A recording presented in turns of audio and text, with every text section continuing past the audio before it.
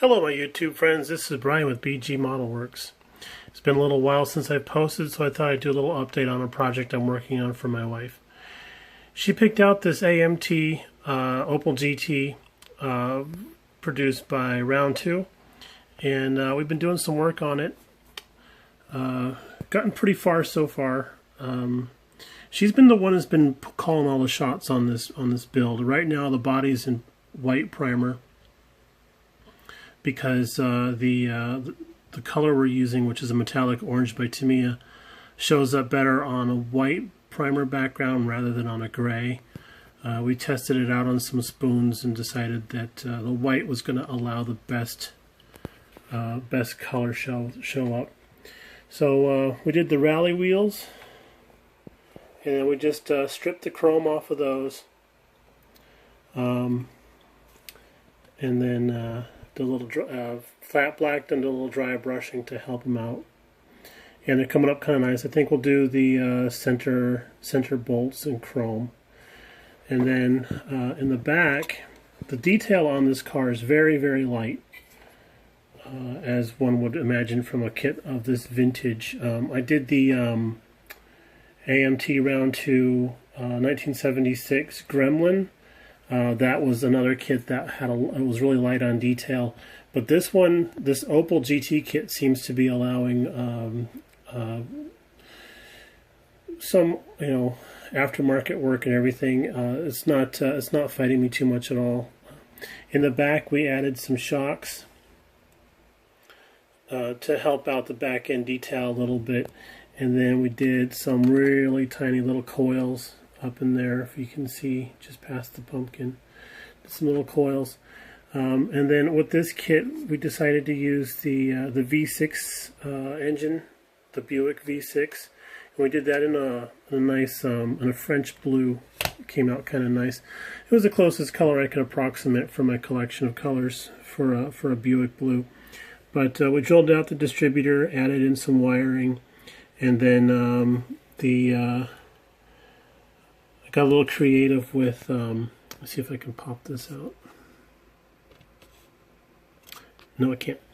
So got a little creative with some stuff here and there on the engine.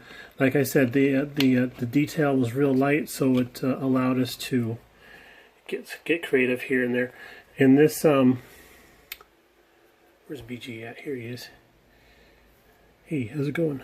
Okay, so these little channels right in here, you might notice them added in.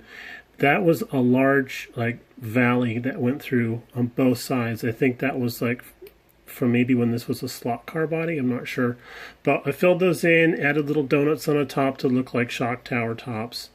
And then the actual alternator and fan belt arrangement is out of the parts box. I did not like what came with it because it only gave the option for the 4-cylinder or the drag version of the engine for belt work. I didn't like those, but we did add in a fuel line coming up off of the fuel pump way down in there, and then the fan.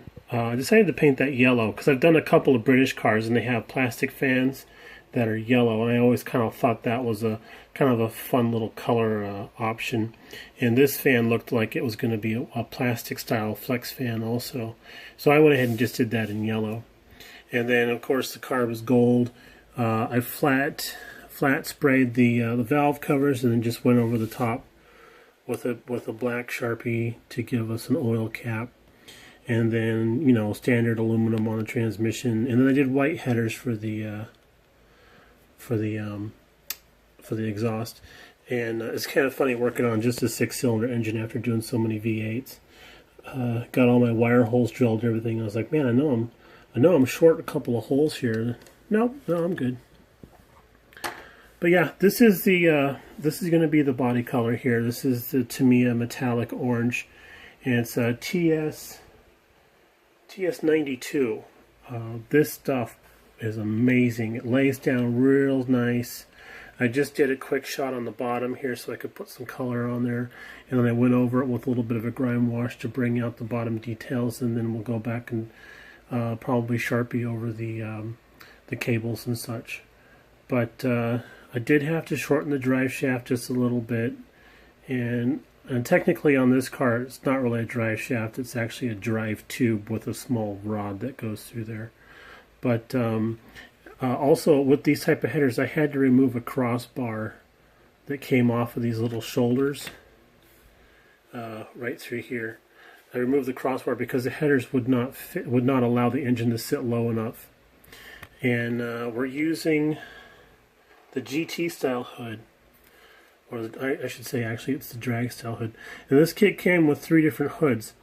I really like this one, and so did my wife, and I talked her into letting me do it flat black. Because I thought, you know, even though this is a really small car, this color is huge. And it really needs to be broken up a bit with some black. So we're doing flat black hood, and then on the back of the chassis, excuse me, on the back of the body, this is all going to be blacked out back here with some chrome highlights. And then we got the little louvers that go on the side here. Those are going to be blacked out as well. So it's going to be a lot of fun. It's going to be a good looking car.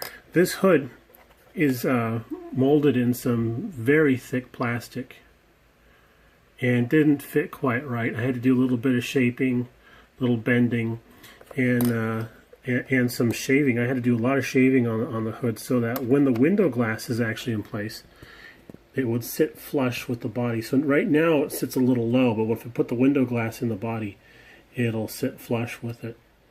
But I have an air cleaner, parts box air cleaner that's going to go up on top of the carb, and it's going to show up really cool through the snorkel, through the nose right there.